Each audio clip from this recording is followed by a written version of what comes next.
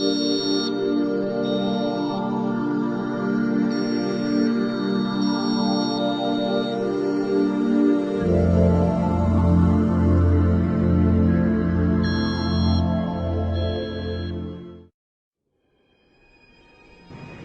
भारत को भारतीयता की मान्यता के आधार पर फिर से खड़ा करना चाहता हूं, उस काम में लगा हूं।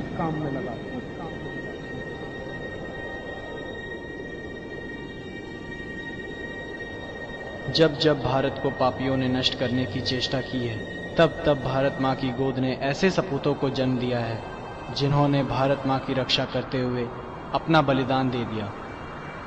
ऐसे ही एक सपूत का जन्म 30 नवंबर 1967 गुरुवार रात के लगभग 12:30 बजे भारत की भूमि पर उत्तर प्रदेश में अलीगढ़ जिले के नाह गांव में माता मिथिलेश कुमारी दीक्षित और पिता राधेश्याम दीक्षित के सुपुत्र का जन्म हुआ, जिनका नाम राजीव दीक्षित रखा गया। उनके परिवार में उनके पिताजी पूर्व बीडीओ ऑफिसर रहे हैं। राजीव जी के छोटे भाई का नाम प्रदीप दीक्षित है और बहन का नाम लता शर्मा। राजीव जी के दादा और दादी जी ने स्वतंत्रता संग्राम में अपना योगदान भी दिया था। राजीव दीक्षित जी का बचपन उनके गांव में गुजरा और उनकी प्राथमिक शिक्षा, माध्यमिक शिक्षा और उच्च माध्यमिक की शिक्षा फिरोजाबाद के पीडी जैन इंटर कॉलेज में पूरी हुई। राजीव जी बचपन से ही मातृभूमि के प्रेमी थे। इसके साथ साथ वह क्रांतिकारियों से बड़े प्रेरित थे। उनके अंदर क्रांतिकारियों के सपनों को पूरा करने की आकांक्षा थी। तो आइए नाह गांव का वर्णन हम राजीव जी के मुख से सुने। मैं जिस गांव में पैदा हुआ उत्तर प्रदेश में, जिसका नाम आपको लिया गया, नाह मेरा गांव है अलीगढ़ जिले में।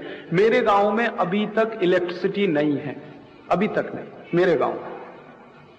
आप कल्पना कर सकते हैं। और मेरे जैसे हिंदुस्तान में लाखों गांव, और मेरे गांव में सिर्फ इलेक्ट्रिसिटी ही नहीं है, रोड्स भी नहीं है। मुझे मेरा गांव जब जाना होता है तो एक जगह तक मैं गाड़ी से जा सकता हूं, उसके बाद फिर पैदल 5-6 किलोमीटर अंदर इंटीरियर में जाना होता। गाड़ी भी नहीं जा सकती क्योंकि रोड्स ही नहीं है। अपनी उच्च माध्यमिक की शिक्षा पूरी करने के बाद वे इलाहाबाद गए। वहां उन्होंने 1984 में अपनी बीटेक की पढ़ाई इलाहाबाद के JK institute of applied physics and technology में शुरू की थी।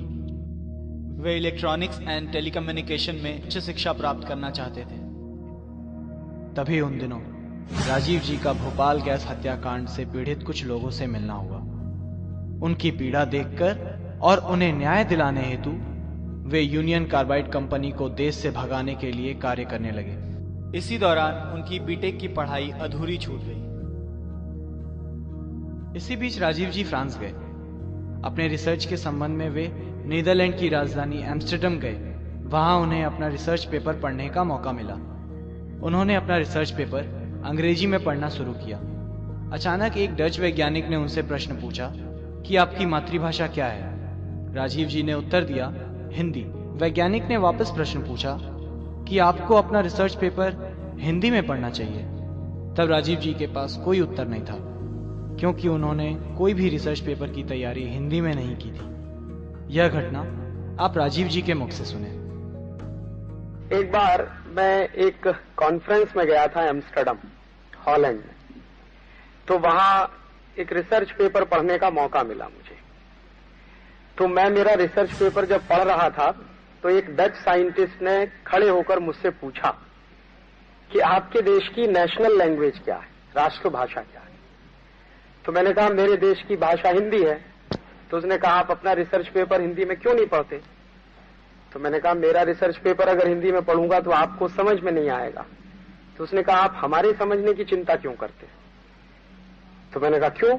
तो उन्होंने कहा आपसे पहले जो साइंटिस्ट आए रिसर्च पेपर पढ़ने के लिए, उनमें से कितने साइंटिस्टों ने अंग्रेजी में पेपर पढ़ा।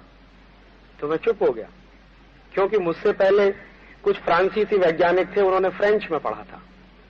और उससे पहले कुछ डच साइंटिस्ट थे, उन्होंने डच में पढ़ा था। एक जापानीज साइंटिस्ट आया था, उसने जापानीज में पढ़ा था।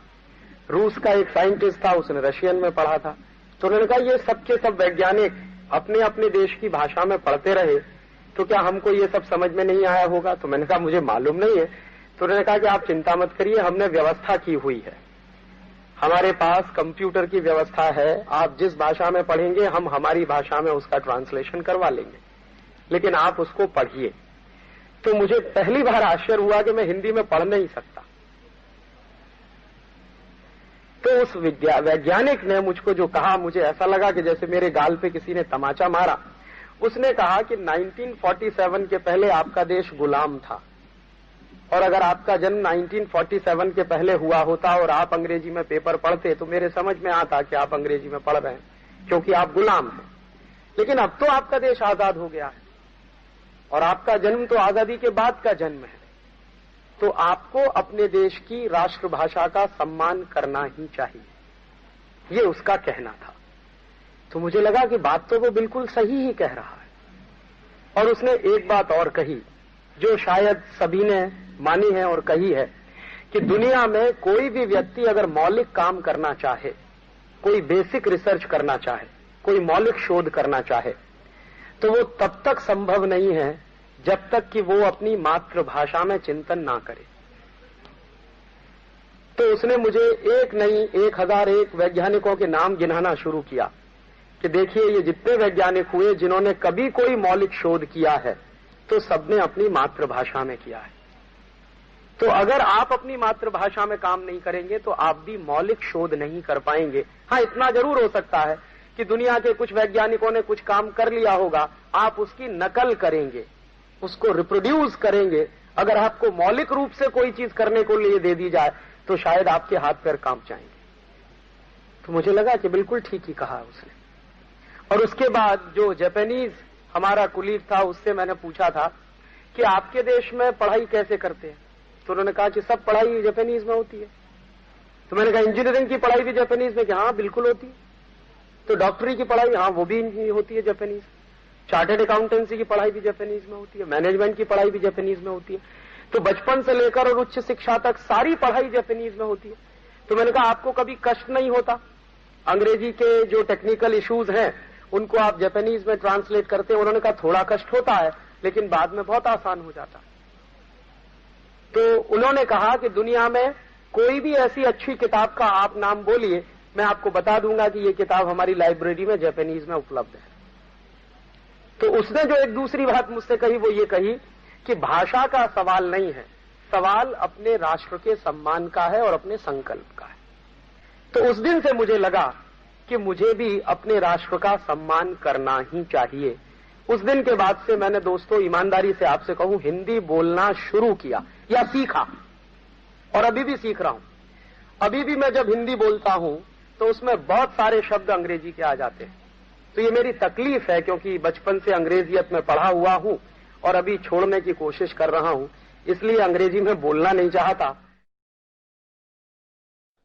भारत लौटने के पश्चात राजीव दीक्षित जी ने यह फैसला किया कि विदेशी कंपनियों के हो रहे अत्याचार और भयंकर लूट से देश को बचाने के लिए एक बड़े आंदोलन की आवश्यकता है। तब उन्होंने अपने कुछ मित्रों के साथ मिलकर आजादी बचाओ आंदोलन का आविर्भाव सन 1991 में किया। आजादी बचाओ आंदोलन के आविर्भाव की बातें राजीव दीक्षित जी के मुख से सुनी।